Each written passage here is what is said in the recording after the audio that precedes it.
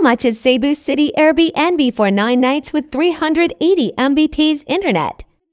Guys, we finally here in Cebu and this is the place where we're staying. So this is how it looked like. Ano lang siya, this is a studio.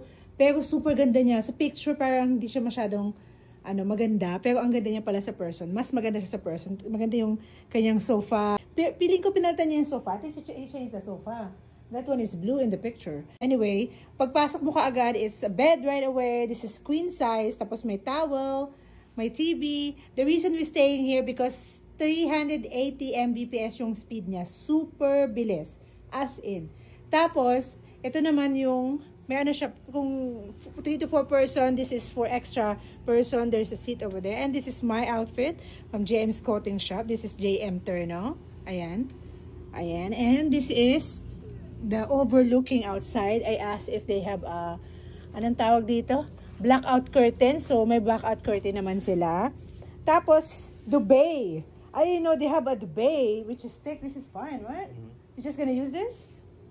Yeah, we still use that blanket. We bring our comforter, but this duvet is thick enough, so why not? We just use that, our comforter. And there's a sofa, big sofa, and may mga lagayan ng mga grocery nyo kasi we'll be here for 2 weeks, so we will buy some stuff. We're not staying here exactly 2 weeks, but we'll be here for 9 days.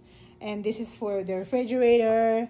May garbage na rin sila for the kompleto naman lahat. Ayan, kita niya nga.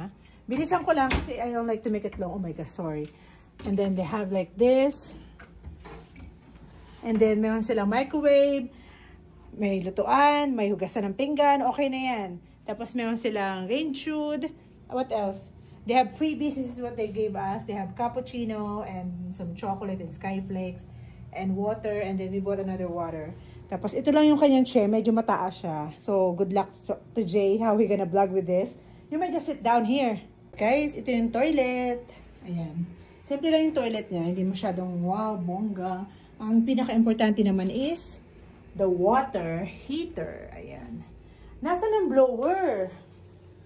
It cost us 2,290 for pesos per night. May blower ba siya?